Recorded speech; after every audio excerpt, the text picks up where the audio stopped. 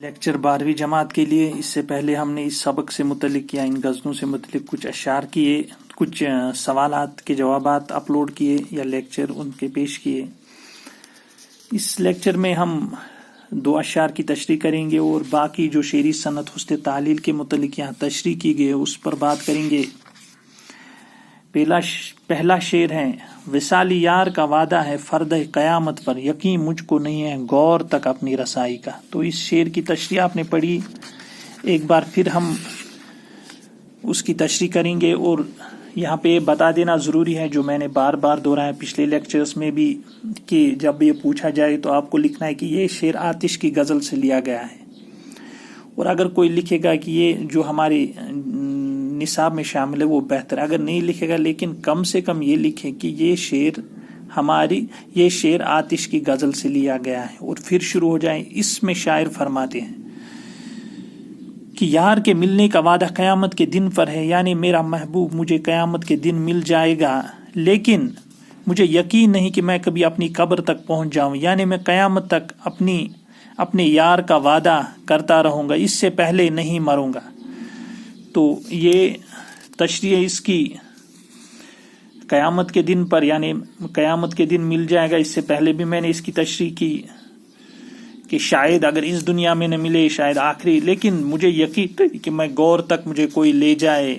تو اپنی کم مائگی کی طرف اشارہ ہے، اپنی ناپیداری اور باقی جو کمزوری ہے ایک انسان کی، اس کی طرف اشارہ ہے، اپنی طرف آتش نے یہاں اشارہ کیا ہے خاص کر۔ دوسرا شعر: یہ کعبہ سے نہیں بے وجہ نسبت رخ یار، یہ بے سبب نہیں مردے کو قبلہ رو کرتے۔ تو یہ دوسری غزل کا شعر ہے، پہلا شعر پہلی غزل کا تھا، دوسری غزل کا یہ شعر آتش کی غزل سے لیا گیا ہے، اور اس میں شاعر فرماتے ہیں کہ محبوب کے چہرے کی کعبے کے ساتھ نسبت بے وجہ نہیں ہے، مردے کو جو قبلہ رو کرتے ہیں تو وہ بھی بے وجہ نہیں ہے۔ تو یہاں پہ انہوں نے دراصل تعریف کی اپنے محبوب کی، یا اس کی جو محبت میں اس کی حالت ہوئی ہے اسی سے یہ شعر نکلا ہے، اسے اس کیفیت میں کہ نسبت دی ہے اس کو، نعوذ باللہ کہ شاعر ایسی باتیں کرتا ہے، محبوب کے چہرے کعبے کے ساتھ نسبت بے وجہ نہیں ہے۔ تو یہ دراصل اس کا دیکھنا بہت بڑی بات ہوتا ہے ایک عاشق کے لیے۔ تو اب اس پہ ہم آتے ہیں، چونکہ آتش کے حالات زندگی اور اس کی شاعرانہ خوبیاں وہ آپ اس میں بھی پڑھیں گے اپنی کتاب میں بھی۔ خواجہ حیدر علی آتش خواجہ علی بخش کے بیٹے تھے، بزرگوں کا وطن بغداد تھا، جو تلاش ماش میں شاہ جہاں آباد چلے آئے۔ نواب شجاع الدولہ کے زمانے خواجہ علی بخش نے ہجرت کر کے فیض آباد میں سکونت اختیار کی۔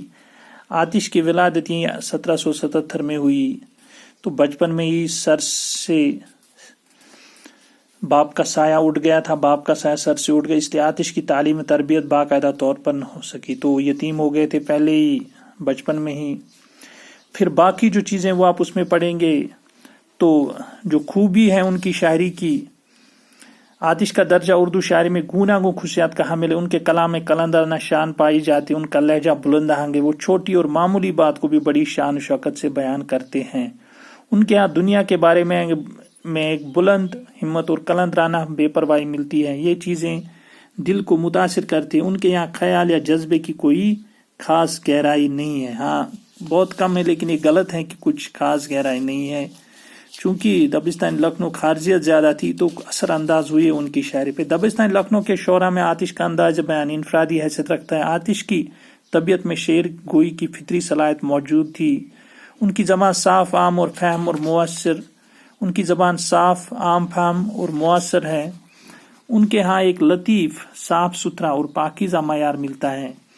آتش نے غزل کو زندہ جاوید بنا دیا، ان کے کلیات میں ابھی آپ نے اوپر پڑھا کہ کوئی خاص گہرا، وہ یہاں پہ غزل کو زندہ جاوید بنا دیا۔ تو میں نے پہلے ہی کہا کہ ان کتابوں میں یا جو لکھا ہوتا ہے، کچھ چیزیں لکھی ہوتی ہیں وہ معیار کی نہیں، لیکن آپ کو سوچ سمجھ کے جوابات لکھنے، ان کے کلیات میں سوائے غزلوں کے کسی دوسری صنف کا نشان تک نہیں ملتا۔ تو مجھے بھی ابھی میرے ذہن میں بھی نہیں ہے کہ انہوں نے کچھ چیزیں لکھی ہیں، اور لیکن غزل کے بڑے شاعروں میں ان کا شمار ہوتا ہے، اگر زیادہ بڑے نہیں لیکن بڑے شاعروں میں بہرحال، اور ان کی اپنی ایک پہچان ہے، یا بہت بڑے ہم کہہ سکتے ان میں تو نہیں، لیکن بہرحال ہمیں ماننا پڑے گا کہ ایک اچھے شاعر تھے، اور دبستانی لکھنؤ کے ایک بنیاد گزار یا اس کے ایک نمائندہ شاعر۔ حسن تعلیل ایک شعری صنعت ہے، وہ صنعت ہے جس میں شاعر اپنے تخیل سے کوئی ایسی وجہ، علت، کسی چیز یا کسی امر کی پیش کرتا ہے جو دراصل اس کی وجہ نہیں ہوتی۔ اس کی کئی صورتیں ہو سکتی ہیں۔ پہلی صورت تو حسن تعلیل سے کام لیا ہے، جس طرح آپ نے آتش کی شاعری میں پڑھا، پیاسی جو تھی صفائے خدا تین، رات کی ساحل سے سر ٹپکتی تھی موج فرات کی۔ موجوں کا ساحل سے ٹکرانا پانی کی حرکت کی وجہ سے ہوتا ہے، یہ اصلی اور ظاہری سبب شاعر کا کہنا کہ یہ موجیں امام حسین کے بےتاب تھیں اور ساحل سے ٹکرا رہی، تو حسن تعلیل یہاں پہ وجہ تو نہیں ہوتی، لیکن شاعر جو امیجنیشن سے ایک ایسی دنیا خلق کرتا ہے کہ لگتا ہے کہ ہاں ایسا ہوا ہوگا، قاری جب پڑھتا ہے یا سامع جب سنتا ہے۔ دوسری صورت وصف ثابت اور سبب ظاہر نہ ہو، زیر زمیں سے آتا ہے جو گل سوز زربقف، قارون نے راستہ میں لٹایا خزانہ کیا۔ قارون جو آپ نے پڑھا ہوگا کہ بہت بڑے خزانے کا مالک تھا، امیر شخص، کیا خزانہ لٹایا ہے قارون نے زمین کے اندر نیچے سے۔ جو بھی پھول اگ کر آتا ہے وہ ہتھیلی پر سونا لے کر آتا ہے، تو یہاں پہ اس طرف اشارہ ہے۔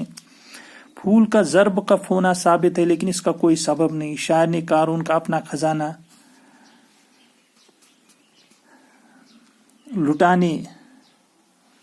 لٹانے کو اس کا سبب بنا دیا ہے۔ واضح رہے کہ قارون بے شمار دولت رکھتا تھا، اور اللہ تعالیٰ نے اس کو کفر کی پاداش میں اس کی سبھی خزانوں سمیت زمین میں دسا دیا تھا۔ تو یہ تاریخ کا ایک باب ہے، بہرحال اس پہ ہم زیادہ نہیں جائیں گے۔ تیسری صورت وصف ثابت نہ ہو لیکن ممکن ہو، وصف جو صفت ہوتی ہے، وصف کسی چیز کا۔ اس نقش فا کے سجدے نے کیا کیا ذلیل، میں کوچے رقیب میں بھی سر کے بل گیا۔ محبوب کے نقش فا کو سجدہ کرنا اس کی تعظیم ہے، اور ظاہر ہے کہ اس وجہ سے ذلیل نہ ہونا چاہیے۔ کسی دوسرے کی تعظیم سے خود ذلیل ہو جانا ثابت تو نہیں، لیکن البتہ ممکن ضرور ہے۔ دوسرے مصرے میں اس کی علت جو بیان کی گئی، اس نے اسے بالکل ممکن بنا، میں جو کوچے رقیب میں سر کے بل گیا، کیونکہ رقیب کے کوچے میں سر کے بل جانا یقیناً بے عزتی اور ذلت کا باعث ہے۔ تو دراصل دوسری جو چیز ہے وہ تو ضلالت کی ہے، اور پہلا جو ہے اس میں کوئی ضلالت نہیں، تو محبوب اپنے آپ کے لیے فخر محسوس کرتا ہے ان چیزوں میں۔ چوتھی صورت وصف ثابت نہ ہو اور ممکن اور نہ ممکن ہو، وصف بھی نہ ہو ممکن بھی۔ ہمارے کفر کے پہلو سے دین کی راہ یاد آئے، صنم رکھتے ہیں جس کو دیکھ کر اللہ یاد آئے۔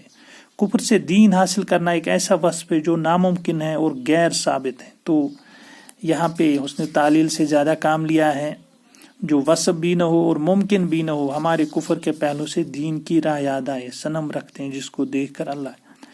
کفر سے دین حاصل کرنا ایک ایسا وصف ہے جو ناممکن ہے، تو ظاہر سی بات ہے یہ حسن تعلیل کی مختلف صورتیں ہیں، اور جب آپ آگے بڑھیں گے یا آگے آپ لٹریچر کوئی بھی پڑھیں گے تو آپ اس کے ساتھ بھی وابستہ رہیں گے، اردو لٹریچر یا کشمیری، تو اس میں بھی آپ یہ چیزیں پڑھیں گے اور واضح طور پر آپ کے ذہن میں آئیں گی یہ چیزیں۔